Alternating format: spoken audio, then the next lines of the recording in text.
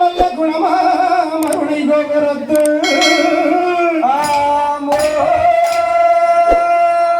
வீட்டிற்கும் கணவதியை கைதொழுதாக்காலே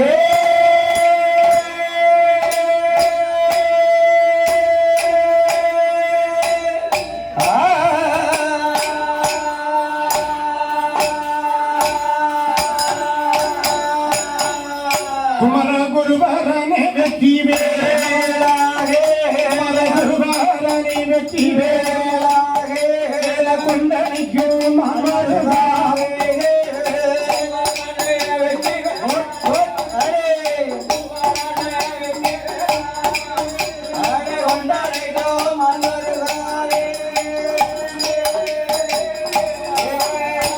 அம்மா தாயே நீ கல்லைவாணி இசைகள் பாடும் ஆவணட்டி நெஞ்சுடமாறு வேலையிலே ஆவதடு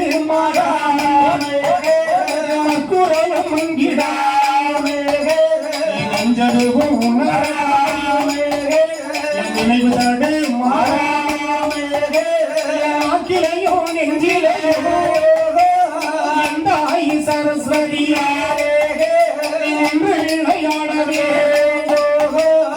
ஐந்தெழுத்த ஓரெழுத்தாரே அல்முறிக வீணும் அம்மாரே எட்டெழுத்த ஓரெழுத்தாரே இசைமகளே கலைமகளே நாட்டி எழுதி வைக்க வேணும் அம்மாரே ஏழைக்கு தான் மனமிறங்கி ஏழைக்கு மனமிறங்கி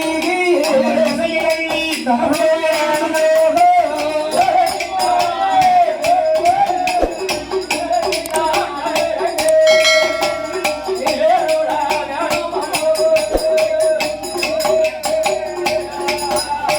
அம்மா மலை மகளே சக்தி கலைமகளே கலைமகளே மலையரசு நடத்திமகளே அம்மா கலைமகளே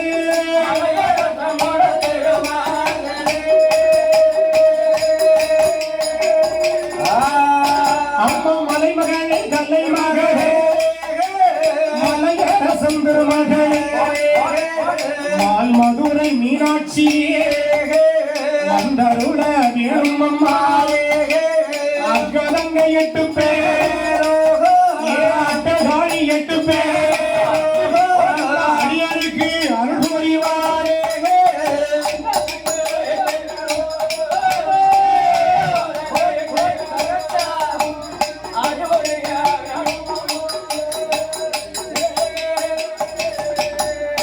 நாம் நாடறியன் படிப்பறியேன் ஆட்டிலுள்ள வகையறியே பாடறியார் ஆலையிலே அடிக்க வைத்தரம் ஏடறியேன் எழுத்தறியே ஆட்டிலுள்ள வகையறியே ஏடறியார் நாளையிலே ஏடறியார் நாளையிலே எழுத வைத்தார் எங்கோடு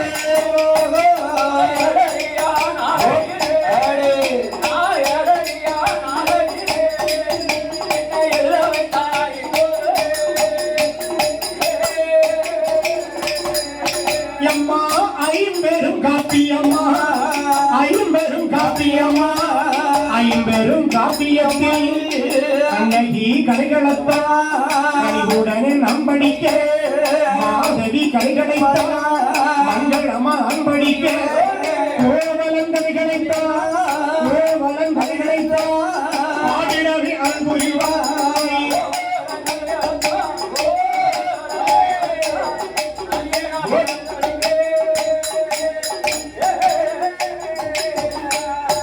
நாட்டிலையும் நல்ல நாடு நல்ல நாடு நாட்டிலையும் நல்ல நாடு நல்ல நாடு நாவலர்கள் புகழும் நாடு சாரல் மழை பொழியும் நாடு நாடு சரமிளகாய் காய்க்கும் நாடு மாதம் 3 மழை பொழியோ மாதம் 3 மழை பொழியோ வருடம் 3 பூமி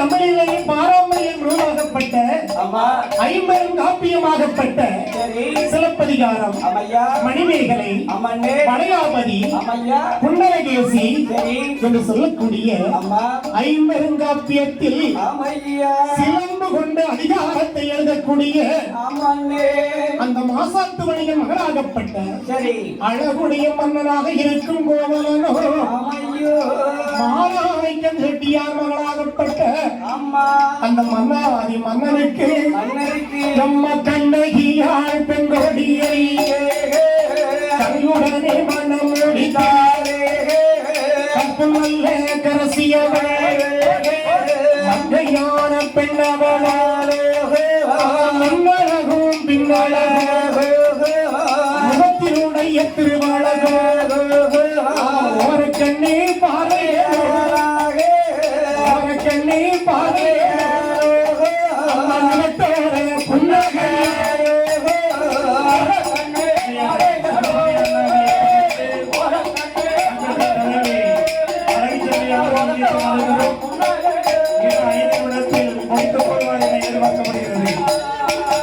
அப்படி சந்தோஷமாக வாழ்ந்து வரக்கூடிய நாளையில் அந்த புகார் நகரத்திற்கு ஆமாண்ணே நாட்டிய பேரடி என்று சொல்லக்கூடிய மாதிரி என்று உயர்ந்தவன் அம்மோ அந்த மாதிரி மங்கை மேலே அங்கே மேலே அந்த மங்கை மேலே ஆசை கொண்டான் மன்னனான கோவலனோ செல்வம் நல்ல தானிழந்தான் மகனோட நகைகள் எல்லாம் மன்னனான கோவலனோ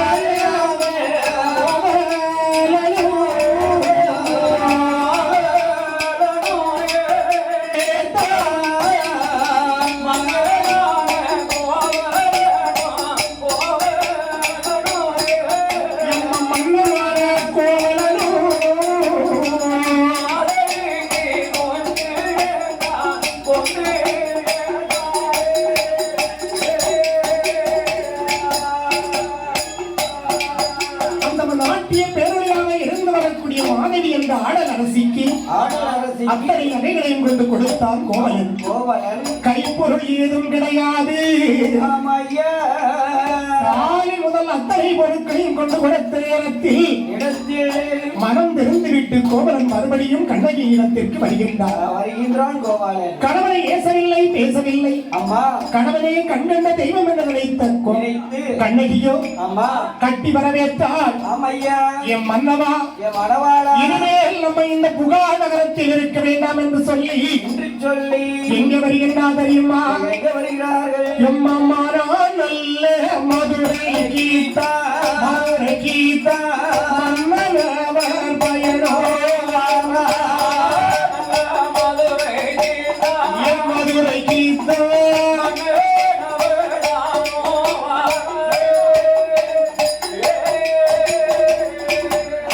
அவன் மாறா மதுரையிலே தப்பு கரசி கண்ணகியோ ரெண்டு நல்ல கால் சிலம்பி ஒன்னே ஒரு சிலம்பெடுத்து வர சொல்லியல்லோ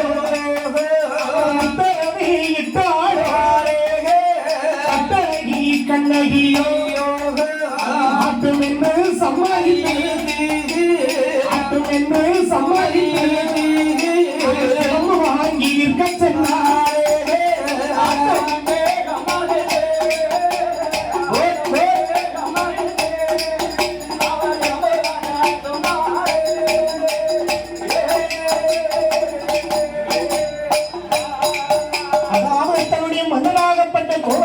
வந்து மன்னவா, மானா மதுரைக்கு சென்று நாம் அங்கு இணைக்கலாம் என்று சொல்லி வார்த்தைக்கு கட்டுப்பட்ட கண்ணகியும் கால் சிலம்பி இரண்டு ஒன்றை கலட்டி கொடுத்தார்.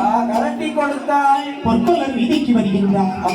ஒரு சிலம்பெடுத்து அந்த பொற்கொலத்தில் விலை பேசிக் கொண்டிருக்கும் போது அந்த இடத்திலே பாண்டிய மன்னனுடைய மனைவி ஒரு கால் சிலம்பு தொலைந்த நிலையில் இருந்தது.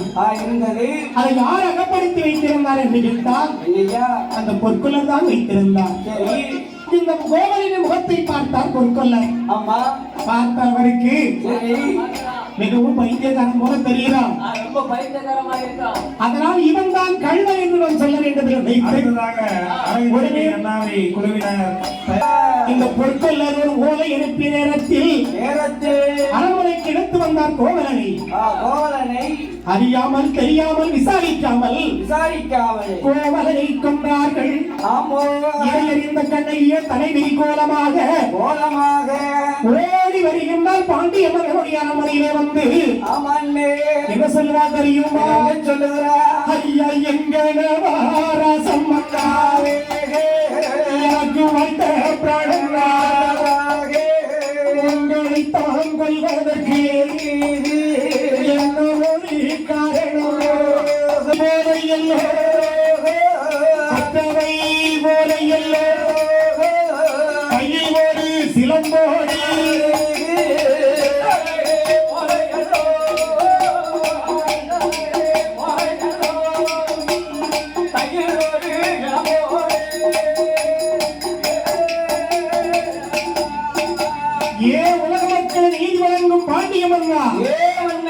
என் கணவன் வந்து கோவலனை இன்னுமே கல்வன் கிடையாது. என் விசாரிக்காமல் என் கணவரை கொண்ட காரணத்தை உங்களுக்கு நான் ஒரு திருப்போலங்க வந்திருக்கின்றேன். மதிகட்டும் அண்ணா, என்னுடைய கால் சிலம்பில் இரண்டில் ஒன்று என்னிடத்தில் இருக்கிறது. என் கால் சிலம்பில் மாணிக்கங்கள் பதிக்கப்பட்டிருக்கிறது. உன்னுடைய மனைவி இருக்கின்றானே, அவருடைய பரல்கள் என்ன பரல்கள் என்று கேட்டான். என் மனைவி காலில் இருக்கக்கூடிய சிலம்புகளிலே முத்து பரல்கள் என்று சொன்னான். கையில் இருந்த ஒரு சிலம்பு எடுத்து வீசி எறிந்தார் பாண்டிய மகனுக்கு முன்னாலே. மாணிக்கம் சிதறி மன்னனுடைய உதட்டிலே போய் ஒட்டியது. எடுத்து பார்த்தால் மாணிக்கம் என்று சொல்லி தவறாக நீதி வழங்கிய பாண்டிய மன்னன் மடிந்தார். கணவரை கண்டு தெய்வம் என்று இருந்த பாண்டிய மன்னனுடைய மனைவியும் அப்படி இழந்து என் தாயாகப்பட்ட கற்புக்கரசி கண்ணகி 6 மாத காலமாக கணவரை ஏந்தி தவம் இருந்து 6 மாத காலம் இருந்து விண்ணில இறந்து இறங்கி வந்த கோபாலன். அந்த கோபாலனோ தன் மனைவியை இடுக்கி என்று சொல்லக்கூடிய ஜில்லாவில் வந்து கோட்டை போட்டு வாழ்ந்து வாரா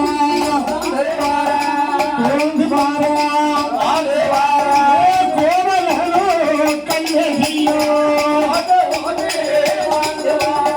வாழ்ந்து வாரா.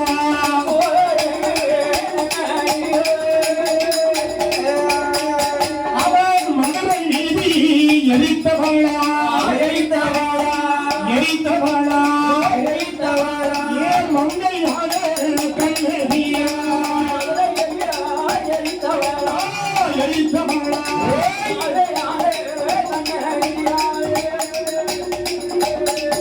அவன் மதுரை நல்ல வாசலில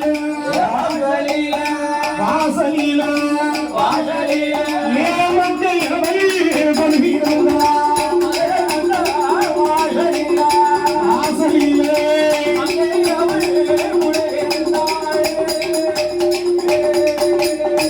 உரைசால் பத்தினியை உயர்ந்தறியற்றுவர் ஊழ்வினை உடுத்து கொண்டு ஊட்டும் என்ன கருத்துக்கு இணங்க தாயாகப்பட்ட கற்புக்கரசி கண்ணகி பத்தினி சொன்ன வார்த்தைக்கு மதுரை மாநகரமே பற்றியறிந்து தாயாகப்பட்ட கண்ணகி கோவில்